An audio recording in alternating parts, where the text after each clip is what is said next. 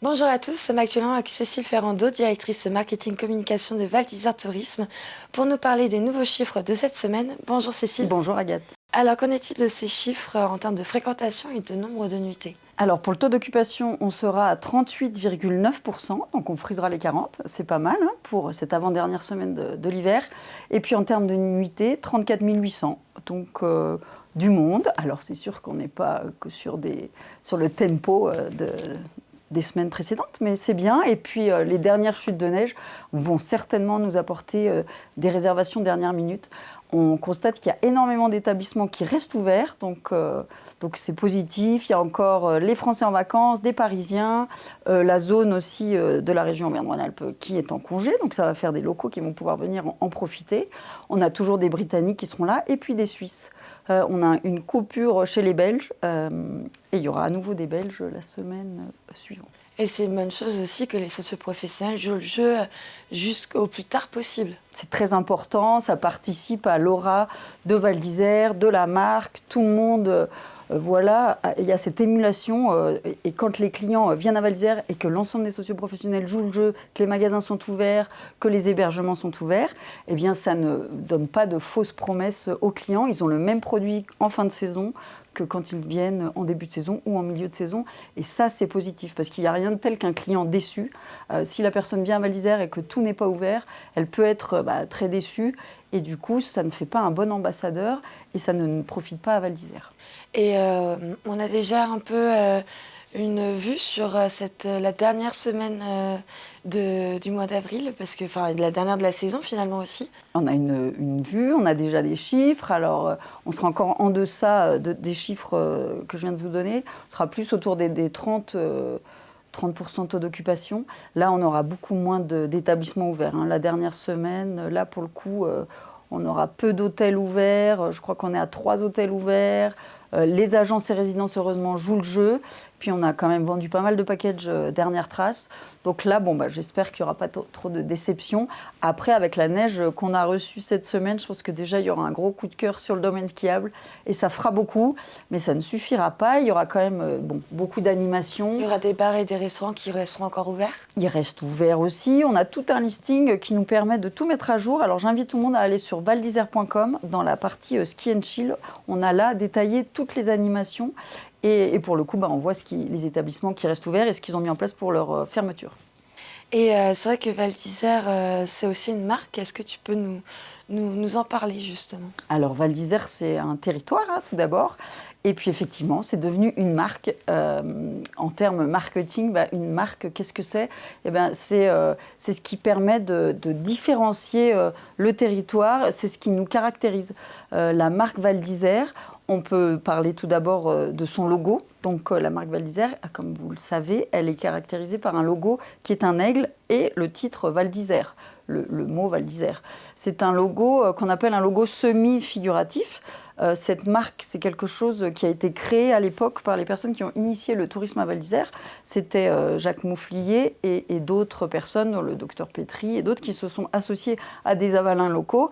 Et eux étaient allés voir un peu les autres stations à l'étranger. Ils s'étaient rendus compte, en Autriche notamment, qu'il y avait les territoires qui utilisaient l'aigle. Ils se sont dit que c'était une bonne idée d'utiliser l'aigle, peut-être en référence à l'Autriche, et puis aussi surtout parce que la Tarentaise, le logo de la Tarentaise, c'était un aigle. Et puis à Val d'Isère, il y avait des aigles. Donc du coup, ils ont utilisé cela pour prendre la parole. En fait, ça sert à ça. Et ça sert à ça, une marque, ça sert à prendre la parole, ça sert à se différencier des autres territoires ou des autres marques. Si on fait un comparatif entre stations, on n'a pas tous, le même emblème. Le même emblème, et puis on n'a pas tous le même positionnement. Parce que souvent, on part de cette marque, et après on la décline, on travaille sur, nous, les communicants et les personnes du marketing, on travaille sur une plateforme de marque. Une plateforme de marque, ça permet d'expliquer qu'est-ce que propose ce territoire, que propose notre marque, quelle valeur on a derrière cette marque. Donc derrière la marque Val d'Isère, on a 4 valeurs.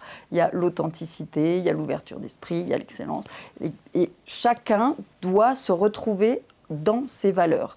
Et nous, on doit porter ces valeurs et c'est ce qu'on donne aux personnes ensuite dans l'ensemble de nos supports de communication. C'est comme ça qu'on décline ce qu'est Val d'Isère. Donc on a eu un gros travail il y a quelques années avec une agence qui s'appelait Bronx. On a travaillé avec les socioprofessionnels de Val d'Isère pour justement faire remonter notre ADN, l'identité du territoire, l'identité de la marque. Qu'est-ce que ça représente pour les habitants, mais pas que. Pour les clients aussi, on avait interrogé les clients pour avoir les retours des Français, des étrangers.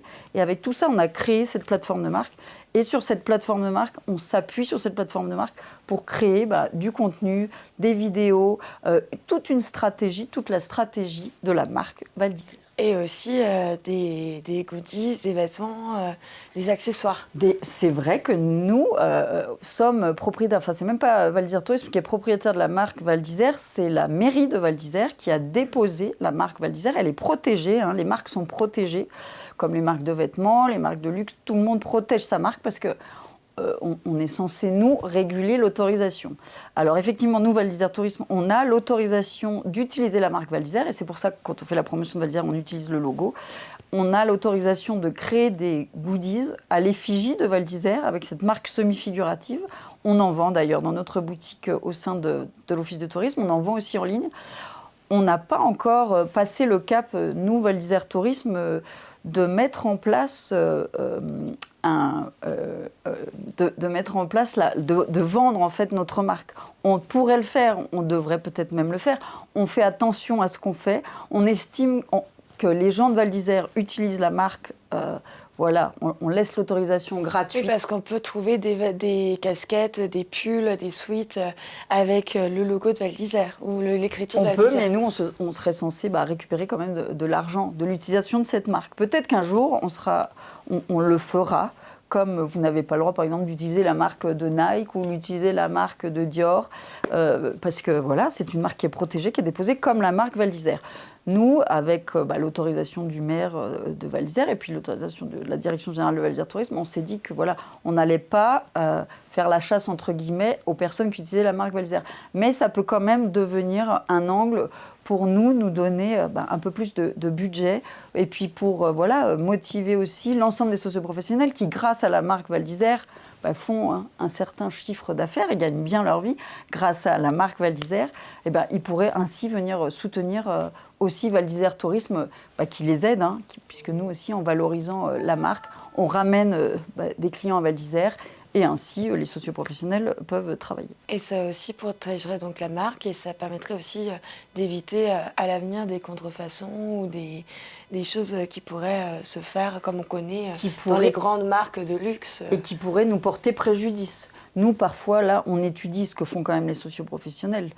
Et si on voit qu'il y en a qui n'utilisent pas la marque correctement, parce qu'on n'a pas le droit d'utiliser la marque, normalement, Val d'Isère avec le logo plus écrit Val d'Isère. Ça, c'est vraiment, ça nous appartient. Donc ça, voilà, on est encore sympathique, on laisse les gens le faire. Mais bien souvent, si vous regardez, il y a des personnes qui utilisent simplement le nom Val d'Isère. Et ça, on a le droit de le faire. C'est l'utilisation de l'aigle et du logo semi-figuratif qui n'est pas autorisé puisque c'est une marque déposée et qui est soumise à des conditions. On le dépose dans différentes marques.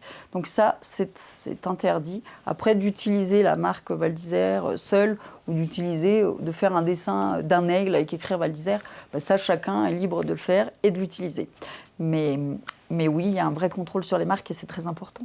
Ça se comprend, on le voit. Une marque a une valeur et la marque Val d'Isère a une grosse valeur. C'est une marque qui est très puissante à l'international. On le voit, on fait les retours.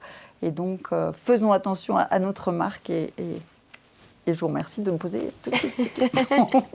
Merci beaucoup, Cécile. Et puis, on se dit sans doute à la semaine prochaine pour les fameux derniers chiffres de la saison. Merci, Agathe. À bientôt.